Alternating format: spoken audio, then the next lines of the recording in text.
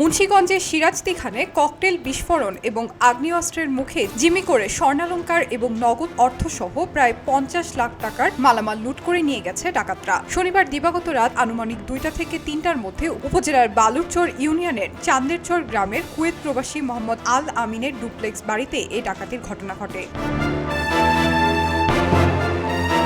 ভুক্তভোগী পরিবার জানায়, নৌপথে ট্রলার যোগে এসে 12 থেকে 15 জন মুখোশধারী সশস্ত্র ডাকাত দল বাড়িটির দরজা ভেঙে ভেতরে প্রবেশ করে। এ সময় আগ্নেয়াস্ত্র এবং দেশীয় অস্ত্র প্রদর্শনের পাশাপাশি একাধিক ককটেল বিস্ফোরণ ঘটিয়ে পরিবারের সদস্যদের আতঙ্কিত করা হয়। এরপর ডাকাত দলটি আনুমানিক 26 ভরি স্বর্ণালংকার, প্রায় 5 লাখ টাকা, কুয়েতি মুদ্রা প্রায় 100 দিনার এবং 2টি মোবাইল ফোন লুট করে নিয়ে যায়। ভুক্তভোগীদের দাবি, লুট হওয়া মালামালের আনুমানিক মূল্য প্রায় 50 লাখ টাকা।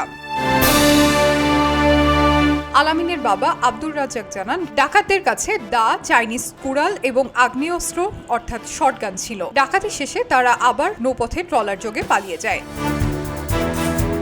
এদিকে ঘটনার পর বাড়ির সিসিটিভি ফুটেজ উদ্ধার করা হয়েছে। ফুটেজে 10 থেকে 15 জনের একটি সশস্ত্র ডাকাত দলকে বাড়িতে প্রবেশ করতে দেখা গেছে। এ বিষয়ে সিরাজদি থানার অফিসার ইনচার্জ মোহাম্মদ আব্দুল হান্নান জানান, ডাকাতির খবর পেয়ে পুলিশ দ্রুত ঘটনাস্থলে পৌঁছে তদন্ত শুরু করেছে এবং দ্রুত সময়ের মধ্যে ডাকাতদের শনাক্ত করা সম্ভব হবে বলে আশা প্রকাশ করেছেন তিনি। এলো খবরের কাগজ, নিখাদ, নির্ভীক, নিরপেক্ষ।